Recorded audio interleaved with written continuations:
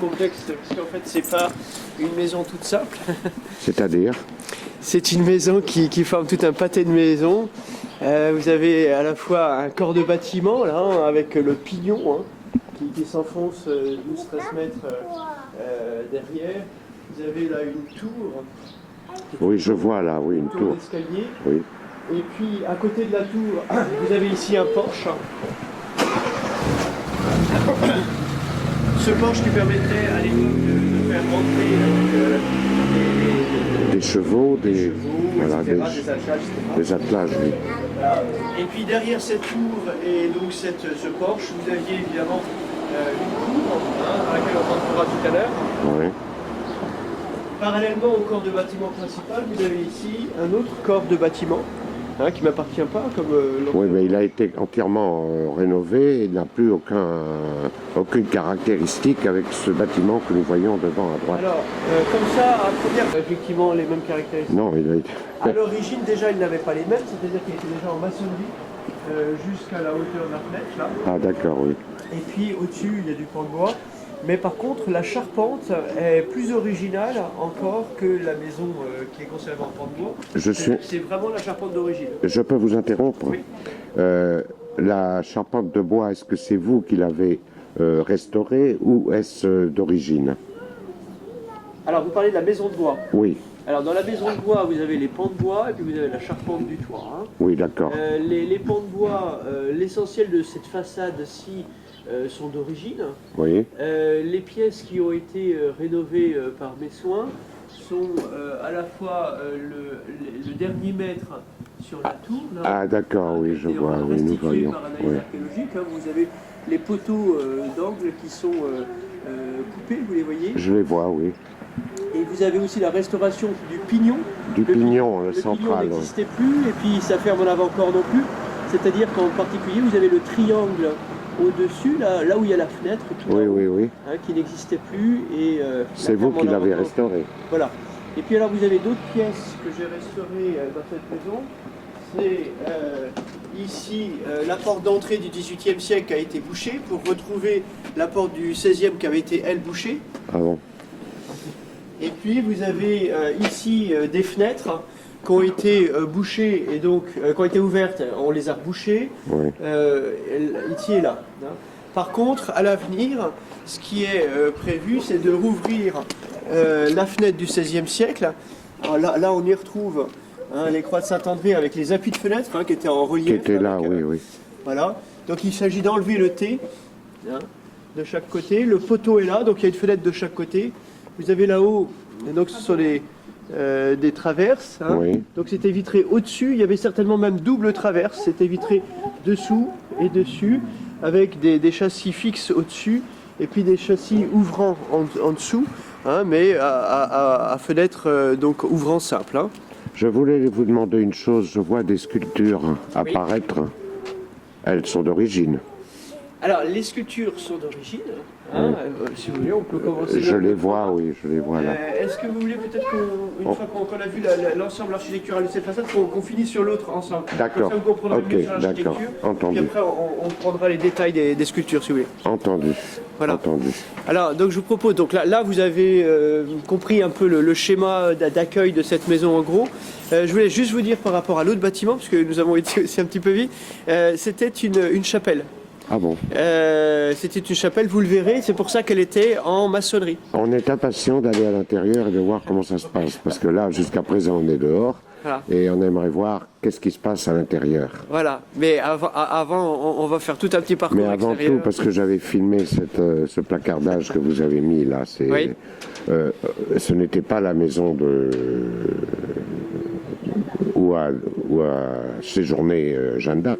Alors, effectivement, la dénomination Maison de Jeanne d'Arc date de l'année 1936. Oui.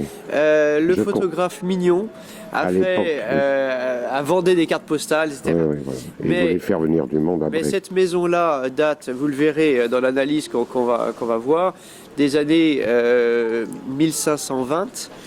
si bien que Jeanne d'Arc est passée pratiquement un siècle avant. Oui. Elle est passée réellement après, hein, mais elle n'a pas dormi, évidemment, dans une maison qui a été construite un siècle après. Elle a dormi au palais des comtes de Champagne, c'est-à-dire l'ancien Leblanc, 72, non, aux Grandes Rues, je ne sais plus combien de numéros. Oui, d'accord. Ah bon, elle n'a pas dormi ici, donc. Assurément non, elle a dormi au palais, naturellement. Bon, on rentre. Vous êtes pressé de rentrer. Vous voulez pas qu'on finisse l'architecture? Oui, on finit l'architecture. 5 minutes, on revient. Voilà. On va finir On l'architecture. va finir l'architecture, Voilà. après on va faire les sculptures et après je vous propose de rentrer. D'accord. On fait le programme comme ça? Ok. Ça marche la cheminée. Pardon? On mettra la cheminée en marche. Voilà, donc la petite maison à côté fait partie du... Alors, la petite maison à côté a été, donc c'est ma propriété, mais elle a été construite après. Ah, d'accord. C'est ça c'est ça le monument le historique. monument historique. Voilà. Oui. Alors, pourquoi je vous propose de regarder là? Vous savez, c'est un petit peu comme une belle fille. Hein. Oui, oui. On peut aller un peu vite, mais vous apprécierez vraiment beaucoup plus si vous en contournez réellement les avantages. Cette façade-là Oui. n'a pas mérite vraiment une grosse restauration. Il n'a pas du tout été travaillé encore dans la restauration. Alors qu'elle est certainement une des plus intéressantes, même dans l'histoire de l'art en France. Ah bon. Et vous allez le comprendre, et c'est pour ça que ça mérite vraiment de s'y attarder. Pourquoi intéressante? Parce qu'elle présente différents petits modules de fenêtres que vous comprendrez avait vraiment une originalité particulière. Alors je vous invite à les regarder. C'est une façade qui se compose donc, en 4 travées du rez-de-chaussée, 4 travées du premier étage, des combles. Oui. Sur ces travées-là, le module de base que je vous invite à regarder, ce sont ces 2 vitres-là. Hein. Alors entre les 2 vitres, vous avez un petit potelet. Oui. Si vous regardez plus en détail en haut du potelet, vous vous apercevez, on le voit encore mieux sur le potelet de gauche, vous apercevez qu'il y a sur la sculpture de la sablière haute, Oui. la moulure, vous avez un petit ressaut qui fait la largeur du potelet. Oui. Alors ce petit indice-là va nous servir de repère pour retrouver l'ensemble de ce genre de petites fenêtres qui existent dans plusieurs maisons de cette Et époque-là que en France. vous voulez recréer?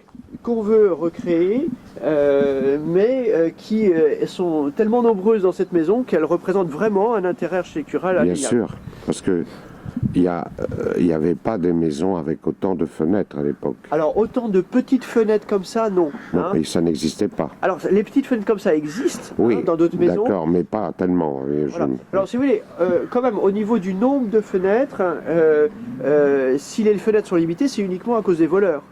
C'est pas du tout parce qu'on peut pas. Le froid, Non, architecturalement parlant, vous avez déjà des volets intérieurs donc qui permettent d'isoler du froid. oui. Hein. Ensuite, vous avez surtout une architecture qui vous permet d'ouvrir complètement chaque pan de bois. C'est-à-dire que vous avez le principe ici des cathédrales, 2 colonnes, Ah toute oui, la d'accord. descente de charge se fait sur les poteaux, Sur- et vous pouvez vider complètement le pan de bois. Si Oui, j'exagère, non, hein, je vois, oui. on J'ai exagère un compris, petit peu. Oui, non, mais... Hein. C'est pour vous dire qu'on peut vraiment complètement ouvrir Ah les oui, pans oui, de bois. c'était une forme d'architecture qui était assez rare. C'est une forme d'architecture qui s'est élaborée en même temps que l'architecture des cathédrales, c'est-à-dire ce principe de descente de charge. Je peux vous poser une question?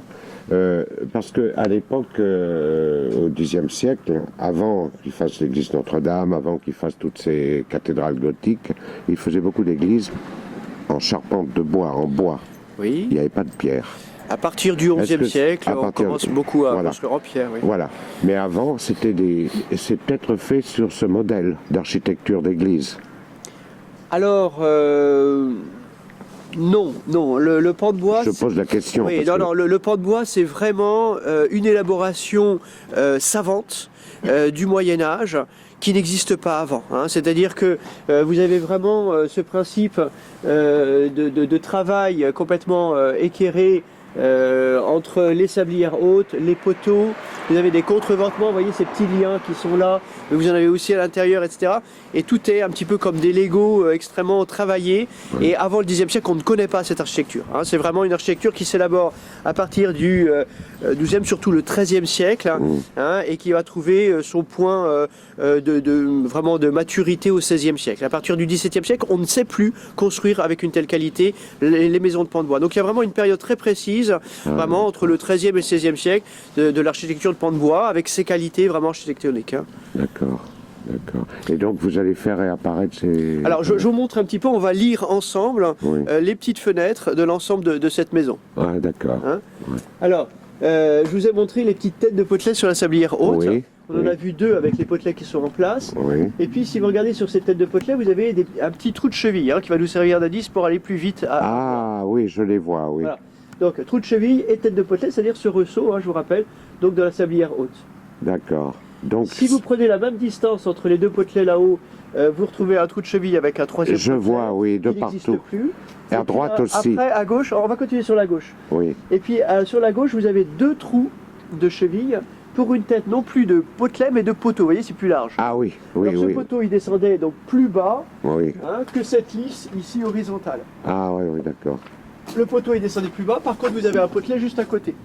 Oui, j'ai compris, oui. Si bien que vous avez donc cette ligne horizontale qu'on appelle une lisse. Oui. On la trouve prise dans ce poteau ici, donc il y a un trou de cheville ici. On la continue et là on retrouve un trou de cheville ici. Hein.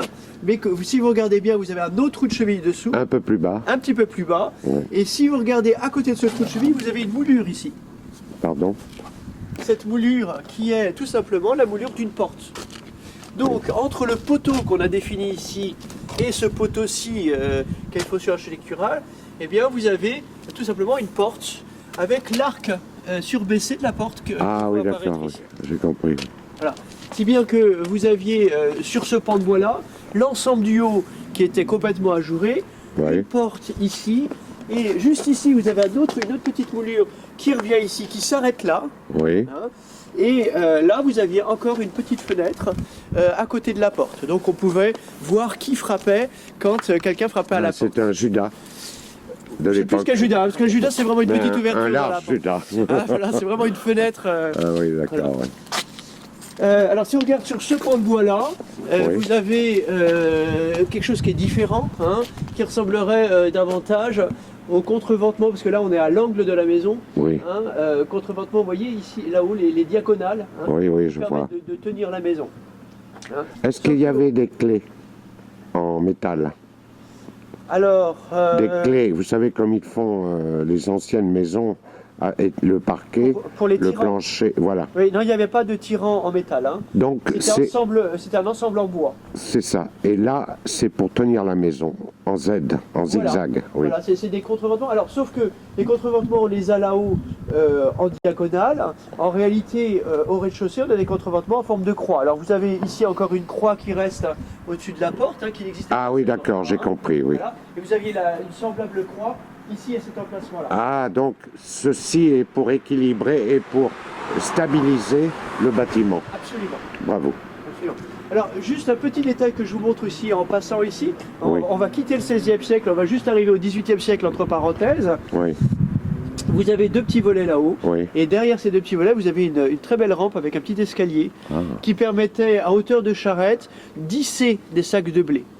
Pour stocker, parce qu'au XVIIIe siècle, cette maison a eu un dévolu de stockage de blé juste en face du port. ah bon.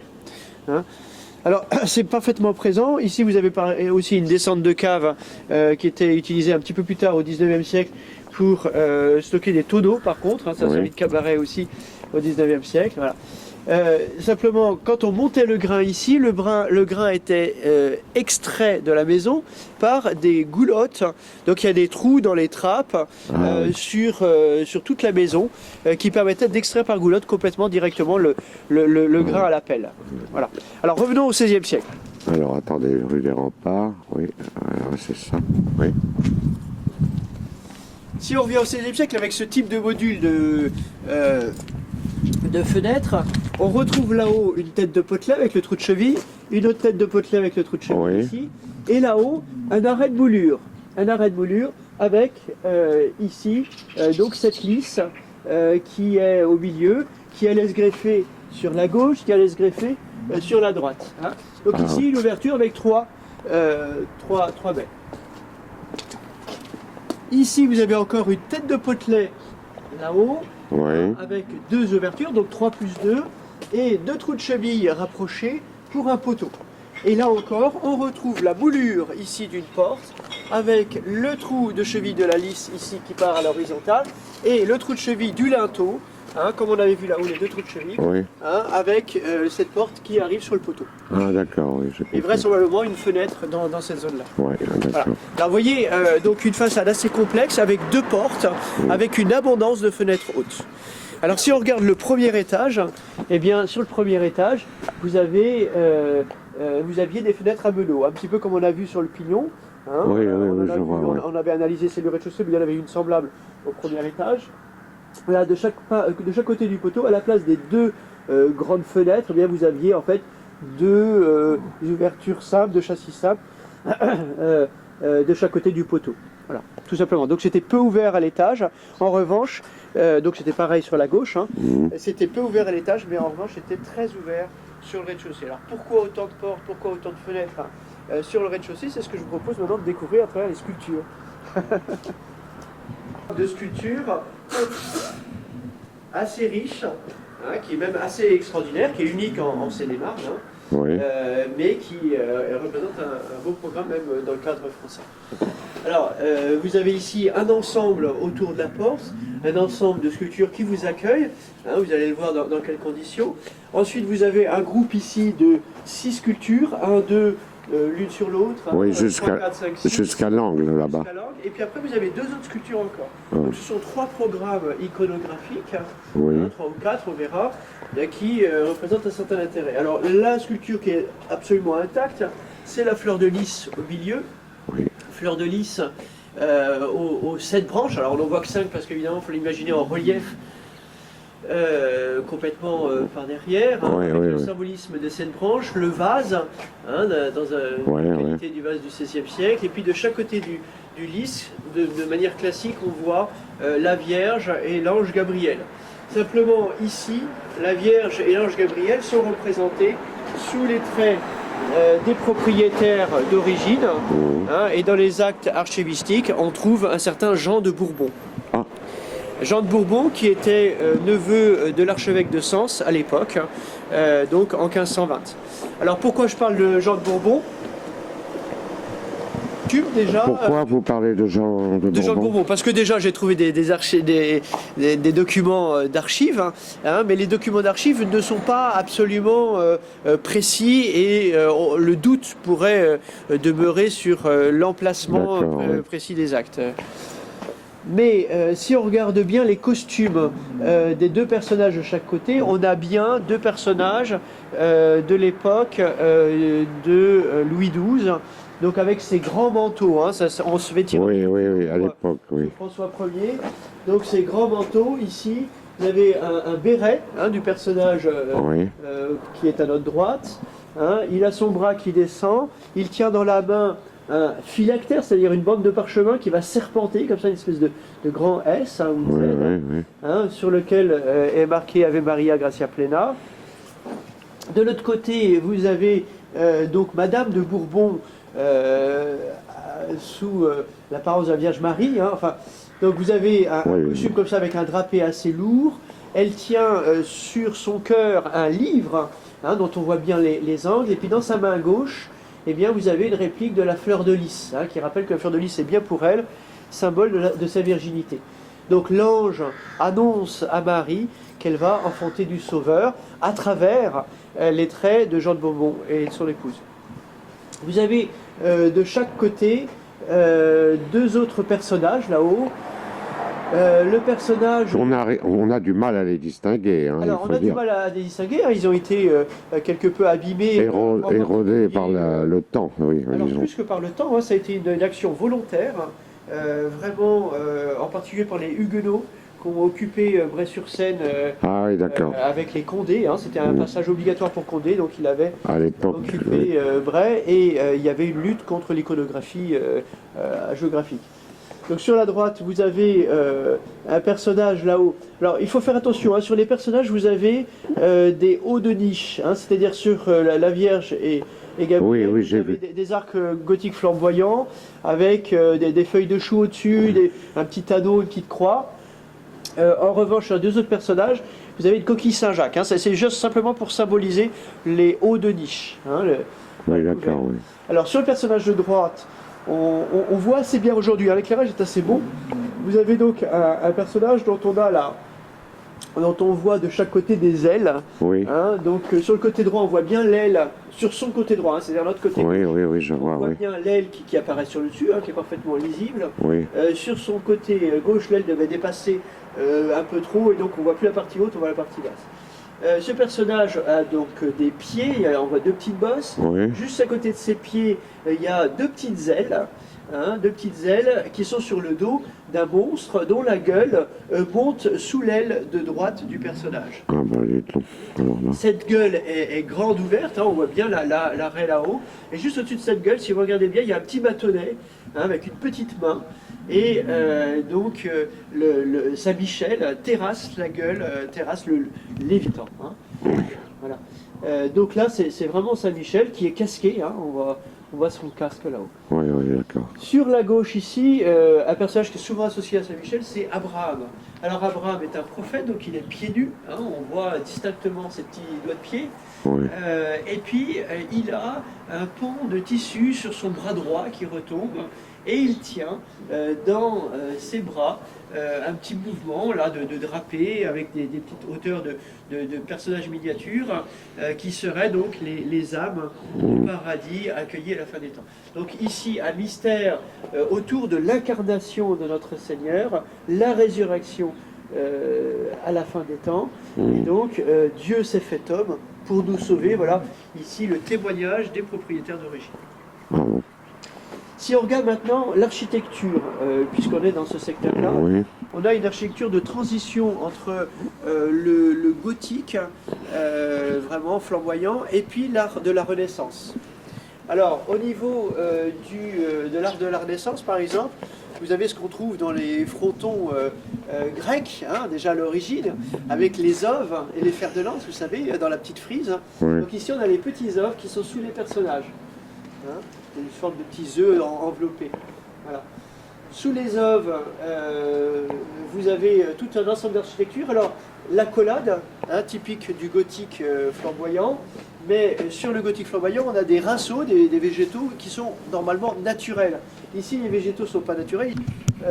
Au buvet, hein, décoration, du cuir, dans les armoriaux, etc. Au milieu de l'accolade, vous avez- pouvez attendre un petit Oui. instant? je reprends à un moment donné. Oui, oui, parce que là... Je parle beaucoup. Hein. Non, c'est pas la question.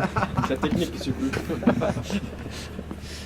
Permettez que je réfléchisse. Je ne sais plus où on en était. Hein. Je crois que je parlais de l'architecture ici, donc entre le style Renaissance et le style gothique. Donc je vous avais parlé des petits oves. Oui, ça y est, c'est voilà, fait, je vous oui, ai parlé très de bien. l'accolade qui est plus de gothique. Je vous ai parlé aussi des rinceaux qui sont stylisés avec des volutes. Et je crois qu'on en était là avec des volutes.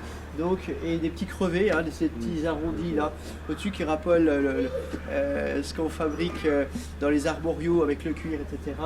Hein, donc c'est vraiment utilisation un peu pour faire du moderne, hein, si j'ose dire. C'est là toi? Sous la collade, vous avez une petite tête de gros bébé joufflu frisé qui vous accueille avec un grand sourire. Alors le sourire n'est plus là, mais on a encore ses petits cheveux. Quand vous rentrez, donc ainsi Oui, voilà. l'accueil à l'italienne. Et puis alors, de part et d'autre, on a parlé d'architecture aussi stylisée. Vous avez ici des feuilles d'acanthe Oui, qui j'ai sont vu, complètement oui, oui. plaquées. Alors, plus du tout le naturel qu'on trouve dans le gothique, mais le plaqué à la Renaissance, hein, ce nouveau style moderne qui nous vient d'Italie. Au-dessus des petites feuilles d'acanthe, vous avez un petit pilastre parfaitement conservé, là, qui n'est absolument pas endommagé sur le côté gauche, hein, sur le côté droit il est plus abîmé. Hein, vous avez tout un petit style aussi de chapiteau typique de l'époque. Alors sur chaque pilastre de chaque côté, on a aussi quelque chose qui a totalement été conservé de ce côté-là. Ce qui nous manque hein, pour rendre parfaitement lisible, en réalité c'est la couleur. Hein. C'est-à-dire qu'une fois remis en couleur, Oui. vous lirez parfaitement tous ces détails-là. Alors ici, vous avez un petit chevron, hein, Oui, oui. un triangle, et puis ici un losange, hein, qui sont parfaitement en l'état. Hein. Et ici, vous retrouvez le chevron à la base. Voilà. Donc tout ça remis en couleur, comme ça l'était à l'époque, avec des couleurs vives, du blanc, Ah oui, du vert, du jaune, du rouge. Ils coloraient même les églises à l'intérieur à Complètement. l'époque. C'était des couleurs, des Absolument, couleurs. absolument. C'était très moderne, si on peut dire. Oui, c'était vivant en tout cas. C'était vivant. Voilà. L'ensemble des bois, par exemple, étaient tous rouges sur cette maison. Tous rouges, un rouge champ de bœuf. Hein. Mais donc sur ce rouge ressortait. Et vous allez ces couleurs refaire plus ça? claires. Alors ce serait mon souhait. Oui. Ouais. Ce serait une bonne idée parce qu'on se ferait vraiment une idée de ce que étaient les maisons à l'époque. Complètement. Voilà. Ouais. Est-ce qu'on peut voir un peu l'intérieur? Presque. Je vous montre suis le deuxième impatient, je n'en peux programme. plus. Je vous ai dit, c'est comme les. Alors, deuxième programme iconographique. Vous avez ici un cortège de saintes femmes. La femme d'en haut, on voit parfaitement. Aujourd'hui, l'éclairage est bon, vous savez. Oui, oui, oui. On voit parfaitement le long de son épaule une petite plume. Cette plume repose sur un lutrin, donc pour écrire. Hein, on voit bien la. Oui, ça y est, je vois, oui. Et puis, si on redescend complètement, on voit le visage au-dessus de la plume, évidemment, de la dame. Oui. Et puis en bas, on voit non pas 2 paires de souliers, mais 4. Ah bon? 2 d'adultes et 2 d'enfants. Et les paires de souliers de l'enfant regardent vers le lutrin. D'ailleurs, si on regarde un petit peu plus haut, on a une tache blanche au milieu, hein, qui est un petit peu longue comme Oui, ça. oui, oui. Et puis, c'est l'arrière de la tête de l'enfant qui regarde, qui apprend à lire sur le lutrin. Écoutez, je me permets de vous dire, il faut avoir pas mal d'imagination là, parce que là, on ne distingue pas. Je vais vous dire, s'il y a une lumière, parce que la lumière est plate, Oui. s'il y avait une lumière un peu latérale, Présente, voilà. ça faisait un peu Effectivement, plus. c'est toute une analyse. C'est une analyse qui repose à la fois sur une iconographie qu'on connaît bien, Oui, et voilà, puis à voilà. la fois sur quand même des détails qui sont bien présents. Oui, oui, Au-dessus de on la les tête de voit, oui, l'enfant, bien au-dessus sûr. de la tête de l'enfant, vous voyez parfaitement la ceinture de la maman. Voyons voir. Vous voyez la ceinture de la maman. Cette grande longueur blanche là, Oui. à un moment donné, elle se coupe. C'est la main de la maman qui repose sur l'épaule de l'enfant. Ah, C'est ces d'accord, éléments, on oui, les oui, voit, j'ai hein. compris, Alors, oui. il faut peut-être habituer le regard, etc. hein. Voilà, C'est- il c'est faut pas si simple. s'adapter, oui. Derrière le dos de l'enfant, on voit quelque chose qui est absolument intact. Une tour avec des vitraux en losange. Oui. Vous avez 3 fenêtres, dont une fenêtre est traversée par la manche de la maman. Ah oui. Oh. Alors ces vitraux en losange sont très intéressants parce que moi j'ai retrouvé un losange Ah. de cette maison. Donc j'ai exactement la qualité du losange et qui me permettra de refaire toutes les fenêtres en losange. Ah oui, Donc, comme des ça losanges l'était. jaunes translucides, avec le grain exact, Ouais, avec aussi l'élan précis du losange. Donc ce sont des détails extrêmement précieux. Donc l'enseignement de Sainte Anne à la Vierge Marie. Dessous, on a un autre personnage avec des cheveux qui sont pas très bien coiffés, hein. Une femme dont les, les bras visiblement tiennent quelque chose sur le devant. Alors, et on voit une espèce de petit capuchon comme ça, triangulaire, sur une boîte qu'elle tient dans ses bras. Ce serait Sainte Marie-Madeleine avec la boîte à parfum. Ah. Alors il y a le coiffeur et le parfumeur. Si vous voulez. Tout le monde est là. Les 2 autres statues qui sont ici, vous avez maintenant une princesse avec une très belle couronne. Alors si on la regarde de ce côté-ci, vous avez des incrustations de joyaux dans sa couronne, hein. On voit bien les joyaux, on voit très bien sa coiffure aussi très bien coiffée. On voit de ce côté-ci aussi une épée, hein, et la garde de l'épée, et puis vous avez la manche de la dame qui repose sur la garde de l'épée. Et puis, on voit la pointe de l'épée, on voit les 2 petits pieds de la princesse. Et de l'autre côté, à notre gauche c'était l'épée, à notre droite, à ses pieds à mi-mollet, vous avez le départ de 3 rayons d'une roue. Oh. Hein, donc ça c'est Sainte Catherine d'une roue. Hein. Donc c'est Sainte Catherine d'Alexandrie, hein, femme très savante, hein, qui meurt au moment de son sacrifice.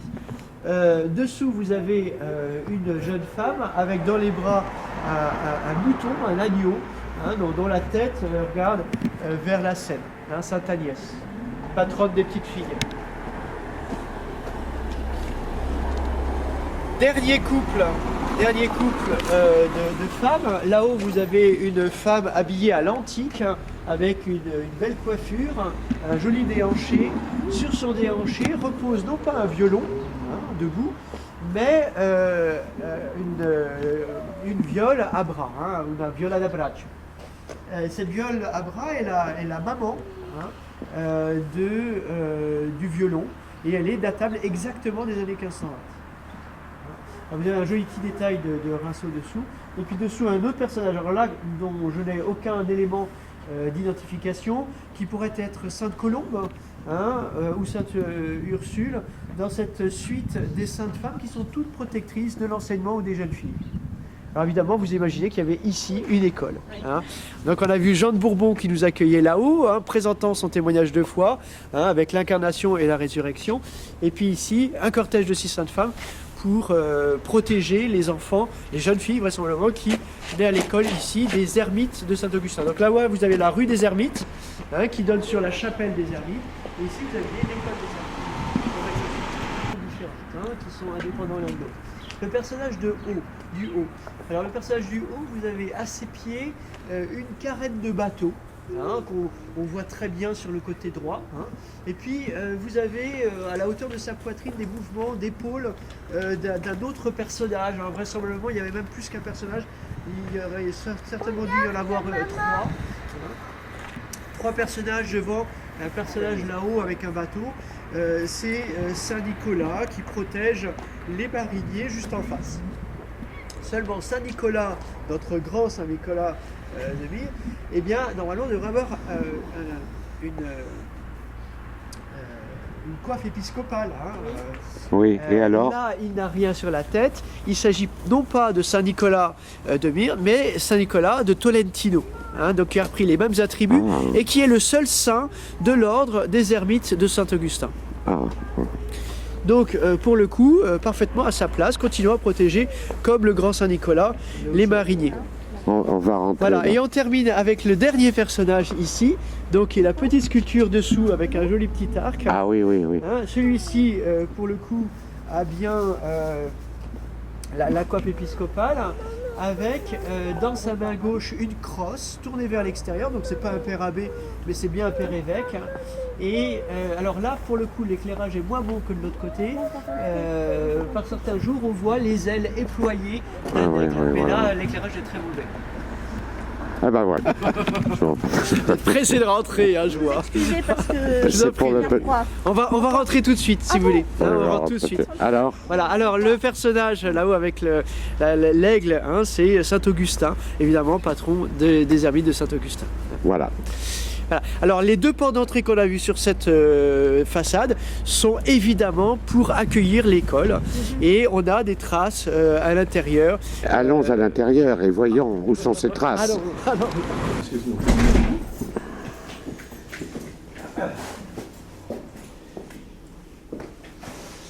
Voilà. Alors ici vous n'avez que la moitié de la cour. Hein. Il faut vous imaginer que la cour était évidemment 2 fois plus grande. Hein. Donc sur le côté gauche, il ne m'appartient plus. Là-haut, vous avez une loggia, hein, à la manière italienne, qui était complètement ouverte. L'hiver, il y avait une sorte de parc close là, qui bouchait des courants d'air. Et dessous, donc vous avez un encorbellement. Hein. Alors cette façade a été complètement restituée. Elle n'était pas du tout dans cet état quand je l'ai acquise. Ici vous avez une fenêtre, hein. La fenêtre d'origine ici avait été bouchée, donc moi j'ai refermé effectivement la fenêtre plus moderne, j'ai rouvert la fenêtre ancienne, j'ai remis un vitrail, hein, et là vous avez vraiment les vitraux avec la qualité et la forme de l'échantillon que j'ai pu trouver. Hein. Je les ai fait remettre dans les détails précis, hein, de ce qu'on faisait à l'époque, hein, chose qu'on ne fait même plus dans la restauration d'église, hein, donc j'ai été jusqu'au bout avec un petit médaillon là-haut, ce petit médaillon que j'ai fait créer, qui rappelle l'histoire à la fois de la maison et l'histoire de ma famille, c'est-à-dire que ma famille originaire d'Italie, Monelli en Ligurie, à 60 km au sud de Gênes, une famille de marins, et bien ici on en voit donc la tartane maltaise de mes ancêtres, devant le paysage de Monelli, et qui rappelle aussi la vocation maritime de protection du port de cette maison. Voilà. Alors, on va rentrer. Donc la porte a été restituée aussi, elle n'existait plus ici. Hein. Alors on pourrait rentrer, voir de près le médaillon, etc. mais j'ai pas les clés. Non, non, non, non, on n'entend pas. Donc j'ai retrouvé aussi un puits, il a fallu que je retravaille toute la cour, hein, notamment avec la descente des eaux du bon côté, parce qu'elle avait été inversée, la descente des eaux, si bien que ce mur-là, par exemple, a été complètement effondré. Hein, il a fallu que je recrée quelque chose qui ait un petit peu d'apparence, Oui. notamment avec les petites fenêtres de l'escalier, avec une porte d'entrée. Voilà, Oui. qui sont simplement suggestives. Exactement, oui. La reconstruction, évidemment.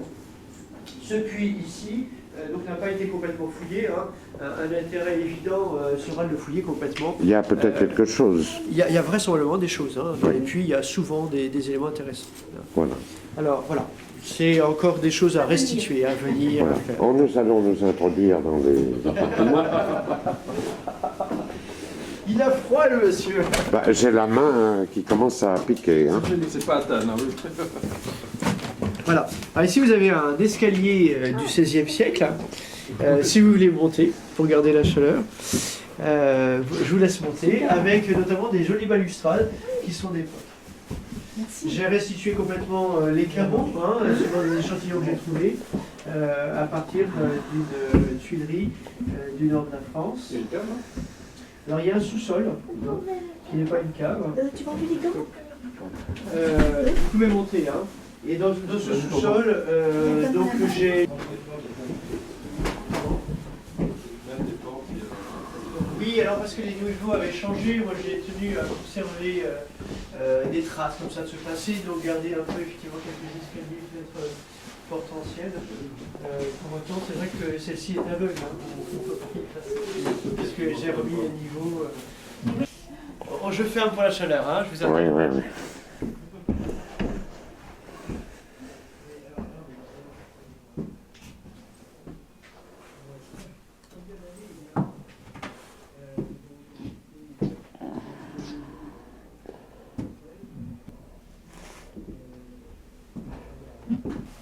Elle est, la cheminée est du XVIe siècle. Hein, oui.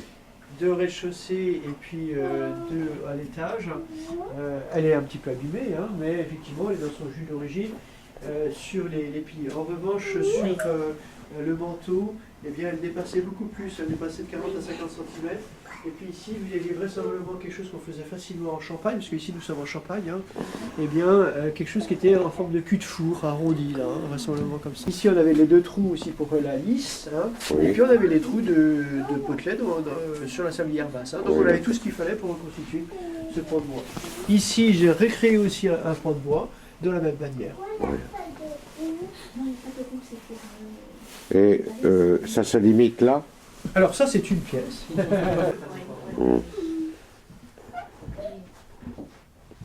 Ce sont eux qui meublent, hein. Oui, bien sûr.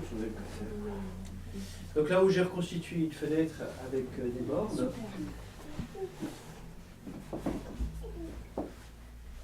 Voilà, ici, bon, puisqu'on est dans la visite, je vais y aller, ouais. Ici, vous avez un petit souvenir de cette vocation marine de la maison, hein, au moment du stockage du blé. Donc il y a un arrêt de marin ici.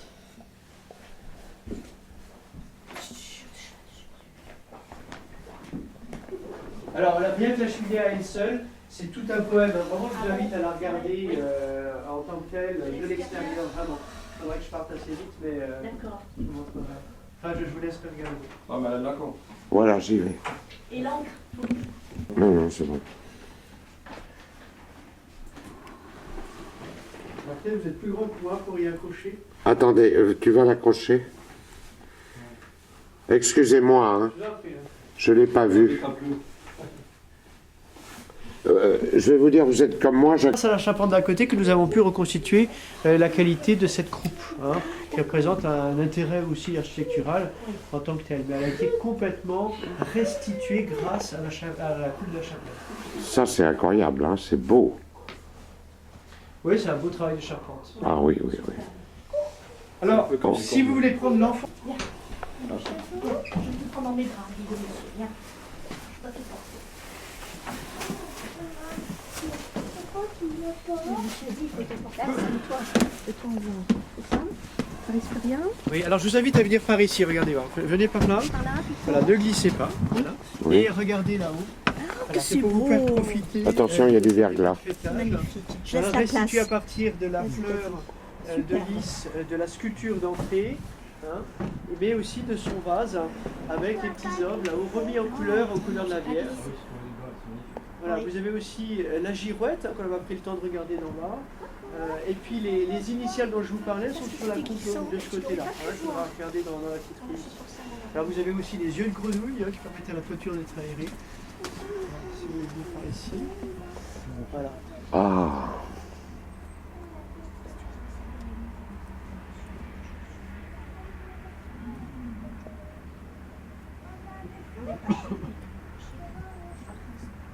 Il y a deux belles cheminées. Voilà, mais prenez le temps vraiment de les regarder. Hein. C'est vrai qu'elles Plus sont, joli qu'un paquebot. Hein. de la symétrie, donc vous verrez que vraiment il y a une volonté comme ça de faire les choses distinctes. Ah, mais je dois filer m'occuper de mes enfants. allez-y.